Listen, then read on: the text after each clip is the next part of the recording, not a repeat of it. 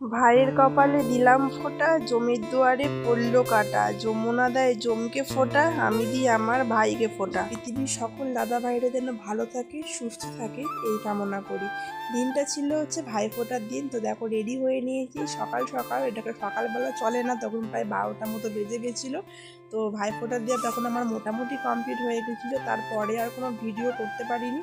তো একদম রাত্রিবেলা রেডি হয়ে ভিডিও অন করেছি। যাচ্ছি হচ্ছে ঠাকুর দেখতে, তখন প্রায় 12:30 1টার মতো বাজে। মাম্মামকে মায়ের কাছে ঘুম পাড়িয়ে রেখে এসেছি, ওই জন্য সব ঠাকুর দেখতে পারিনি, কিছু ঠাকুর দেখে বাড়ি চলে এসেছি। কারণ উঠে গেলে পরে আবার প্রবলেম হয়ে যাবে, ও কান্নাকাটি শুরু করে দেবে। তো আমায় কেমন লাগছে জানিও। আর প্যান্ডেলটা দেখো কতটা সুন্দর হয়েছে, ভালোই হয়েছে প্যান্ডেলটা। চারিদিকে দেখো মেলা বসেছিল, যেহেতু রাত্রিবেলা ওই জন্য ফাঁকা ছিল, নাহলে কিন্তু প্রচুর ভিড় হয়।